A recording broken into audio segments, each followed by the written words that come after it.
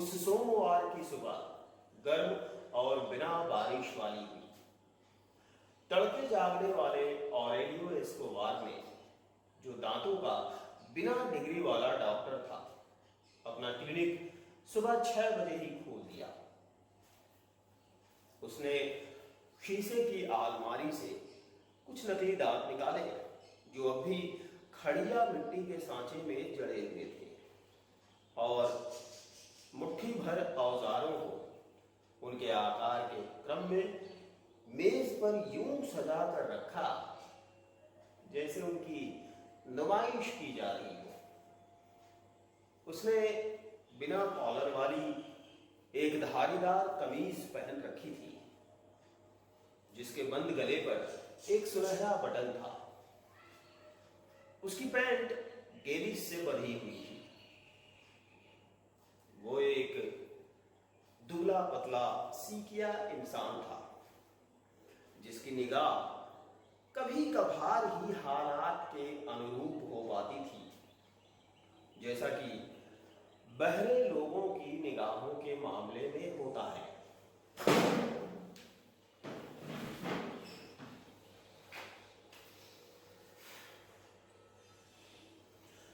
औजारों को मेज पर व्यवस्थित करने के बाद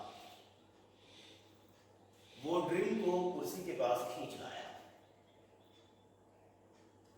वो अपने काम के बारे में सोचता हुआ नहीं दिख रहा था, बल्कि ड्रिल को पैरों से चलाते हुए, तब भी जबकि उसकी जरूरत नहीं होती थी, वो निरंतर काम किए जा रहा था।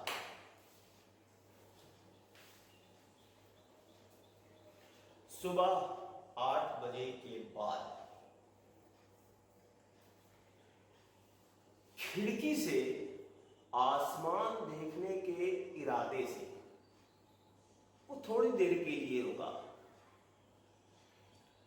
उसने देखा कि 2 विचार मग्न बाज बगल के मकान की शहतीर पर बैठे धूप ले रहे थे। वो इस ख्याल से फिर काम में जुट गया कि दोपहर खाने के पहले फिर से बारिश होगी। अपने 11 वर्षीय बेटे की तेज आवाज से उसका ध्यान भंग हुआ। पापा, क्या है? मेयर पूछ रहे हैं कि क्या आप उनका दांत निकाल देंगे? उसे बता दो कि मैं यहां नहीं हूं। वो एक सोने का दांत चौंका रहा था। हाथ भर की दूरी पर ले जाकर आंखें भींच कर उसने दांत को जांचा परखा। छोटे से वेटिंग रूम से उसका बेटा फिर चिल्लाया। वो कह रहे हैं कि आप यही हैं, और यह भी कि वह आपकी आवाज सुन सकते हैं। दंत चिकित्सक ने दांतों की जांच पड़ताल जारी रखी। उसे मेज पर बाकी चमकाए जा चुके दांतों के साथ रखने के बाद ही वो बोला, अच्छा है, सुने उसे। वो फिर से ड्रिल चलाने लगा। उसने गत्ते के डिब्बे से, जिसमें वो ऐसी चीजें रखता था जिन पर काम करना बाकी है, कुछ नकली दांत निकाले और उसे रखा और सोने को चमकाने में जुट गया। पापा, क्या है? उसने अब भी अपना हाव भाव नहीं बदला था। वो कह रहे हैं कि अगर आप उनका दांत नहीं निकालेंगे तो वे आपको गोली मार देंगे।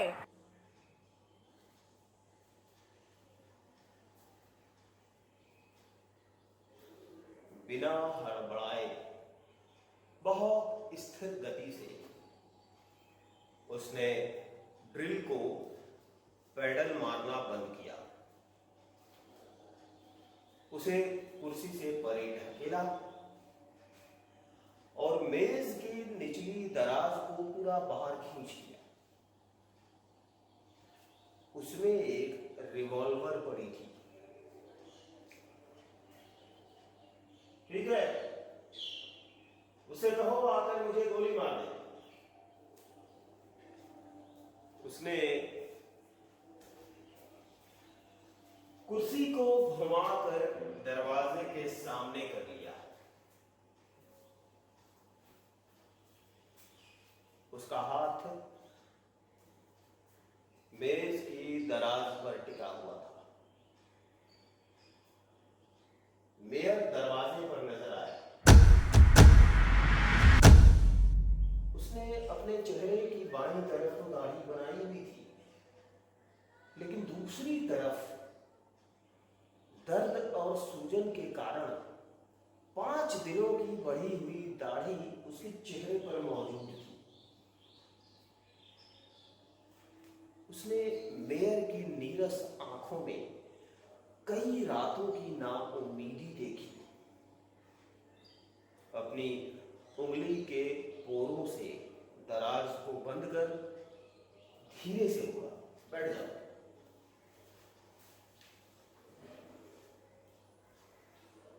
Good morning.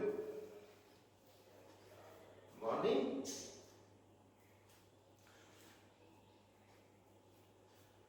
जब औजार उबल रहे थे तो मेयर ने अपना सिर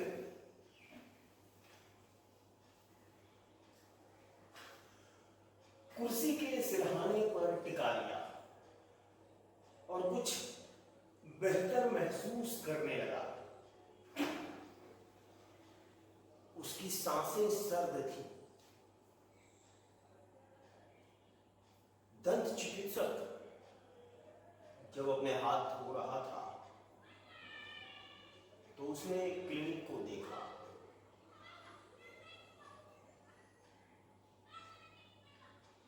क्लिनिक की स्थिति अच्छी नहीं थी। लकड़ी की एक पुरानी कुर्सी, पैरों से चलने वाली एक ड्रिल,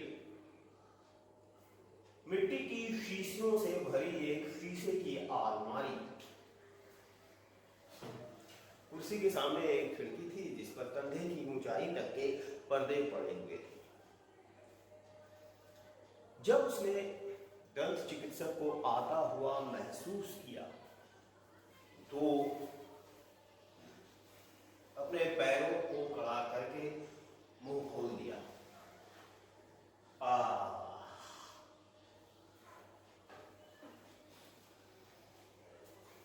ऑरेलियो एस्कोबार ने मेयर का सिर रोशनी की दिशा में घुमा दिया और संक्रमित दांत का मुआयना करने के बाद अपनी उंगलियों के सतर्क दबाव से मेयर का जबड़ा बंद कर दिया।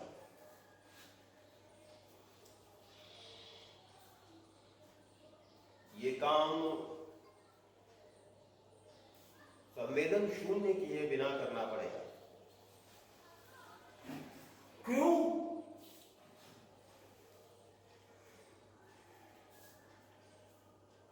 क्योंकि अंदर एक घाव है।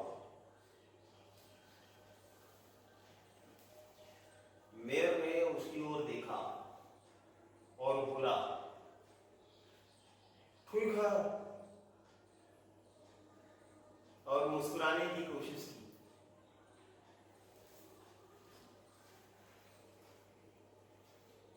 जवाब में दंत चिकित्सक नहीं मुस्कुराया, बल्कि अब भी बिना किसी जल्दबाजी के वो 20 संक्रमित औजारों का पात्र काम करने की मेज के पास ले आया और उन्हें एक ठंडी चिमटी की सहायता से पानी से बाहर निकाला। फिर उसने पीकदान को जूते की नोक से ढकेला और वॉश बेसिन में हाथ धोने के लिए गया। ये सब उसने मेयर की तरफ देखे बिना ही किया। पर मेयर ने उस पर से अपनी नजरें नहीं हटाई।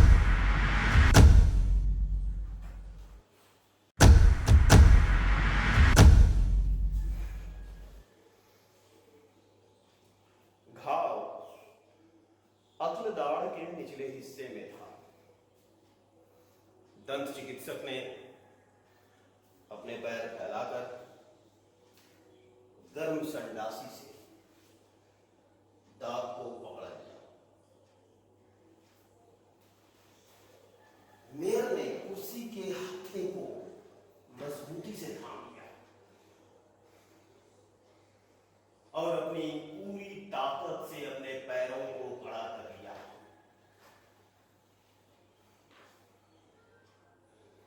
लेकिन उसने कोई आवाज नहीं निकाली।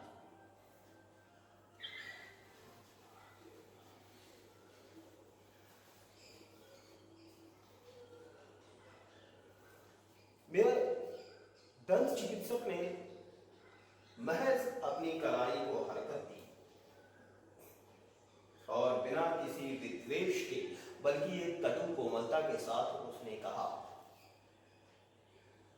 अब तुम हमारे 20 मारे गए लोगों की कीमत अदा करोगे।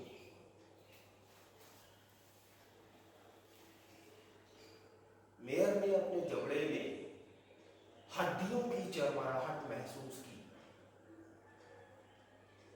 उसकी आंखें आंसुओं से भर आई। उसने अपने गुर्दों में बर्फीला खालीपन महसूस किया, लेकिन तब तक सांस नहीं ली जब तक उसे दांत निकलने का एहसास ना हो गया। फिर उसने अपने आंसुओं के बीच से उसे देखा। अपने दर्द के कारण वो उसे इतना पराया नजर आया कि वो अपनी पिछली 5 रातों की यातना को समझने में नाकाम रहा।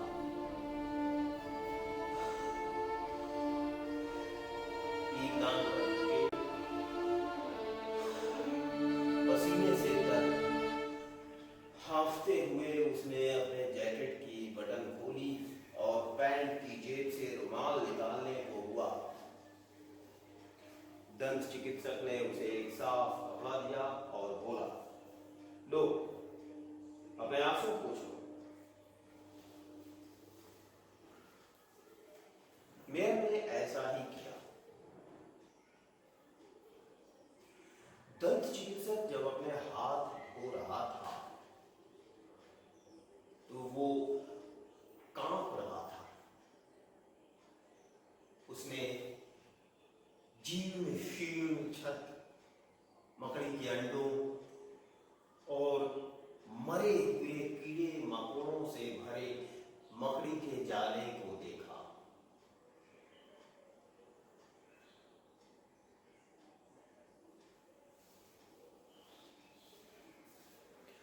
दंत चिकित्सक अपना हाथ पोंछते हुए वापस लौटा और बोला, जाकर सो जाओ और नमक पानी से गरारा कर लेना।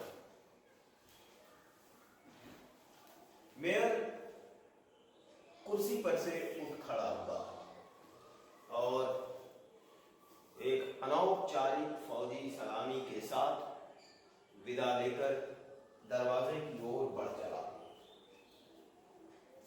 विल्ड भेड़ के नाम, तुम्हारी या शहर के नाम? मेयर ने कोई जवाब नहीं दिया। वो दरवाजे की ओर बढ़ चला और पर्दे के पीछे से बोला, एक ही बात है,